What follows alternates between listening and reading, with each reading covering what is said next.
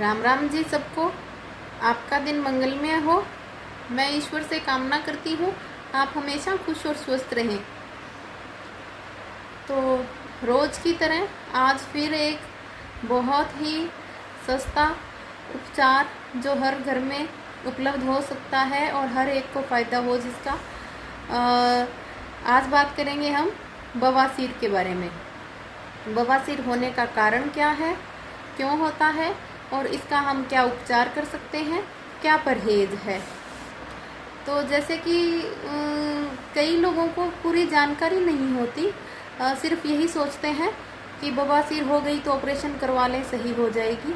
यदि आपको कोई रोग की जड़ पता नहीं है भी उसका कारण क्या है, कई चीज़ होती हैं, कई रोग हैं जिनमें हम परहेज नहीं रख पाते या कोई प्रॉपर जैसे हार्ट का प्रॉब्लम हो जाता है किसी का, भगवान सबको स्वस्थ रखे, किसी को कोई दिक्कत ना हो, लेकिन कभी इमरजेंसी हो जाती है तो उस सिचुएशन में हमें ऑपरेशन लेना पड़ता है।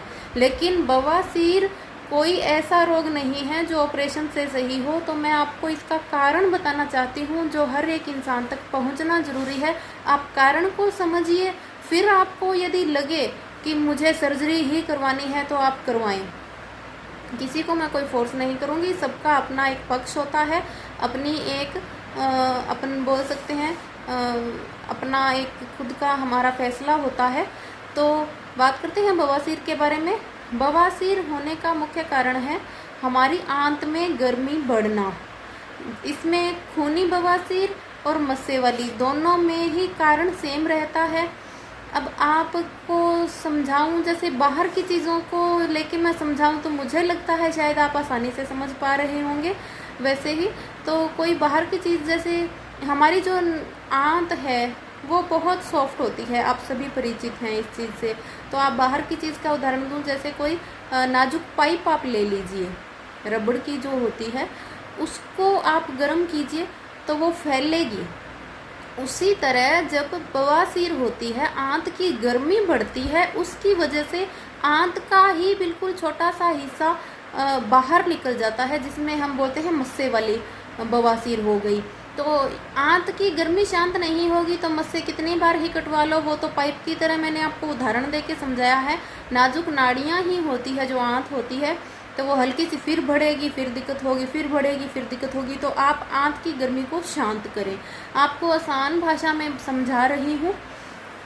फिर दूसरी जो खून वाली बवासीर है, उसमें भी सेम प्रोसेस रहता है। समझने की कोशिश कीजिए। अंदर हमारी जो नस नाड़ियाँ हैं बहुत नाजुक हैं, कोई लोहे की पाइप नहीं लगी हुई। जैसे किसी का ब्लड प्रेशर बढ़ने पे आपने कहीं ना कहीं सुना होगा नक्सीर छूट जाती है, नाक से खून बहना शुरू हो जाता है। जब शरीर में गर्मी बढ़ती है तो कहीं ना कहीं से खून निकलने लगता है। वैसे ही जब आंत की गर्मी बढ़ती है तो खून वाली बवासीर हो चाहे मस्से वाली हो, दोनों का कारण आपको बताया मैंने किस कारण से होता है। अब आपका फैसला है, आपको नेचुरली ठीक होना है अपने आंत की गर्मी शांत करके या ऑपरेशन करवाना है। घबराएं नहीं, मैं समझ सकती हूँ बवासीर का दर्द बहुत भयंकर होता है, सहने लायक नहीं होता, इंसान सोने उठने बैठने लायक नहीं रहता। यकीन मानिए आपको पहले दिन से ही आराम मिलेगा। तो बात करते हैं इसके उपचार की। गर्मी की बात आ गई तो आप खान पान तो आसानी से समझ गए होंगे, आपको शीतल चीज़ें लेनी है। दही लें तो फेंट के लें। छाछ का प्रयोग ज़्यादा से ज़्यादा करें। उसमें काली मिर्च कभी हमारे शरीर में नुकसान नहीं करती, लिमिटेड मात्रा में। हल्की सी गर्म होती है लेकिन ज़्यादा मात्रा में ली हुई, लिमिटेड, बिल्कुल ठंडी होती है और वात नाशक होती है। तो काली मिर्च हमें लेनी चाहिए। भुना हुआ जीरा, सेंधा नमक या काला नमक छाछ में डाल के दोपहर 2 बजे तक आप पी सकते हैं। जम के पिएं जितनी आपको अच्छी लगे, ताज़ा मठा ले, खट्टी ना हो। आप छाछ पिएं जिससे आंत की गर्मी जल्दी से जल्दी शांत होती है। दूसरा, पुदीने का इस्तेमाल करें, छाछ के अंदर डाल के करें, लौकी के जूस के अंदर करें, गन्ने के जूस के अंदर करें, कैसे भी करें। लाल मिर्च का सेवन यदि आप ना करें तो बहुत ही बेहतर है। काली मिर्च डाल के आप सब्जी बना सकते हैं। और कुछ दिन यदि आप मेरा उपचार कर सकें, कोई मुश्किल नहीं है, आप चावल का उपयोग करें। चावल कैसे बनाएं? थोड़ा घी जीरे का तड़का लगा के आप कोई भी सब्जियां उसमें साथ में डाल सकते हैं, जैसे टमाटर डाल लिया, मटर डाल लिया, प्याज ज़रूर डालें, थोड़े पतले काट के आलू डालिए, नमक हल्दी डालें, लाल मिर्च ना डालें, थोड़ा तीखा चाहिए तो हल्की सी काली मिर्च डाल लें, और उनमें घी डालें। आप जब खाने लगें तो ऊपर से भी घी ले लें हल्का। और शाम को यदि आपको लेना है, गुड़ के चावल ना खाएं आप, मीठा खाना है चीनी के खाएं, शक्कर के खाएं। गुड़ गर्म होता है, शक्कर ठंडी होती है, तो वो भी घी डाल के आप खाएं। कब्ज नहीं होगी। पेट की बहुत सी बीमारियां ऐसी है जो चावल से ठीक होती है। तो आंत में चावल ठंडा होता है, कफवर्धक होता है, आंत की गर्मी शांत करने के लिए बहुत अच्छा है। यदि आप 5-6 दिन चावलों का प्रयोग करेंगे तो आप पहले दिन से ही आराम देखेंगे। हाँ, घी का मैं बोल रही हूँ, घी थोड़ा डाल के लें चावल में तो बहुत ही अच्छा। तो खाने में तो आपको चावल, छाछ, दूध उबला हुआ ठंडा हुआ आप ले सकते हैं। फ्रिज का ना लें तो अच्छा, नहीं रह पा रहे हैं तो फ्रिज का ले रहे हैं, थोड़ी देर उसको रूम टेम्परेचर में रखें, फिर आप सेवन करें। ये तो रही खान पान की बात। अब दवाई की यदि बात करूं तो शीशम के पत्ते और मिश्री चबा चबा के खाने हैं। दिन में 3 बार खाएं, जितनी बार अच्छा लगे आप खाएं। गोंद कतीले की शिकंजी पिएं, गन्ने का रस पिएं, ये बातें मैं आपको बता चुकी। और छाछ आपको दिन में जितनी बार अच्छी लगे आप लें। चावलों का सेवन करें, रोटी हो सके तो ना खाएं, नहीं रह सकते तो कम लें। चावल ज़्यादा खाएं, रोटी कम खाएं। पानी ज़्यादा से ज़्यादा पिएं। अब रही बात दवाई की, तो जो हमारा नारियल की जटा होती है, ऊपर वाली नारियल जटा को आप जला लीजिए, जला के कपड़ छान कर लेना है। कपड़ छान करके 1-1 ग्राम की आपको पूड़ियाँ बनानी है।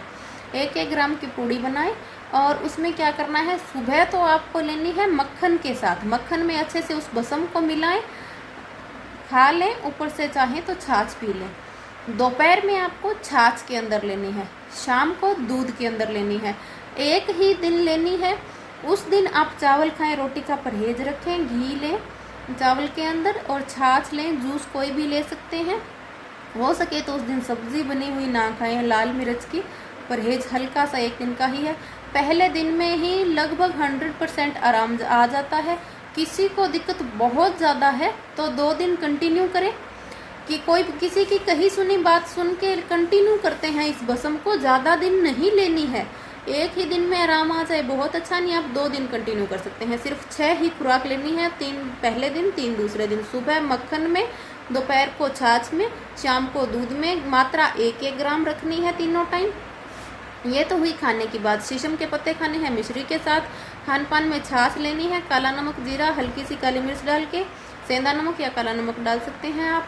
और भोजन में आपको चावल बताए, जूस बताया, चाय हो सके तो ना पिए, नहीं रह पा रहे हैं तो फुल गर्म तो बिल्कुल ना पिए उसको, हल्का ठंडा होने पर, और मात्रा थोड़ी लें। ज़्यादा लंबा कोई परहेज नहीं है। अब रही बात मस्सों की, बहुत ही लोग परेशान हो जाते हैं, बहुत भयंकर दर्द होता है, तो इसके लिए आपको मलहम बनानी है, जो मैं पहले भी बता चुकी हूँ। गाय का मक्खन होना चाहिए, उसको ठंडे पानी से धोना है, मल मल के 100 बार धोना है। पूरा अच्छी तरह से मलें, पानी निकाल दें, फिर पानी डालें, अच्छी तरह से मलें, फिर पानी निकाल दें। 100 बार ये प्रक्रिया करनी है। हल्का सा मुश्किल है, करें।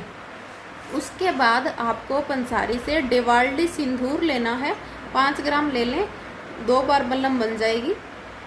तो कितना मक्खन लें, 4 से 5 चम्मच आप मक्खन ले लें, उसको धोएं अच्छे से। उसके बाद 5 ग्राम डेवाल्डी सिंदूर पंसारी से मिलेगा, थोड़ा पत्थर की तरह सिंदूरी रंग का होता है। उसको खरल में बिल्कुल बारीक पीस लें। और 5 भूरी मिर्च मिलती है, काली सफ़ेद नहीं लेनी, भूरी मिर्च लेनी है। उसको भी आप एक तार बिल्कुल मैदे जैसा डेवाल्डी सिंदूर और भूरी मिर्च को खरल में बिल्कुल मैदा बना लें उनका, और फिर उस 5 चम्मच मक्खन में उसको अच्छे से मिक्स कर लें और डब्बी में भर के फ्रीज में रख लें। ये है मलहम मस्सों पे लगाने के लिए। बहुत ही रामबाण उपाय है, करके देखें। और एक नुस्खा और है, बहुत पुराना, दादी नानी का बताया हुआ, डिस्क्रिप्शन में दे रही हूँ, आप देख सकते हैं। और इन दवाइयों का कोई ज़्यादा चार्ज नहीं है, रिज़ल्ट 100% है।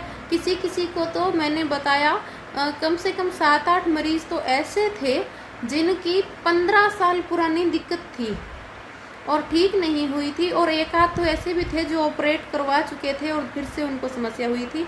तो खान पान का आपको मैंने आंत की गर्मी का बता दिया है, तो आप ध्यान रखें। ज़्यादा गरम तला ना खाएं, अपना परहेज रखें, ज़्यादा पानी पिएं, स्वस्थ रहें, मस्त रहें, छाछ का ज़्यादा सेवन करें।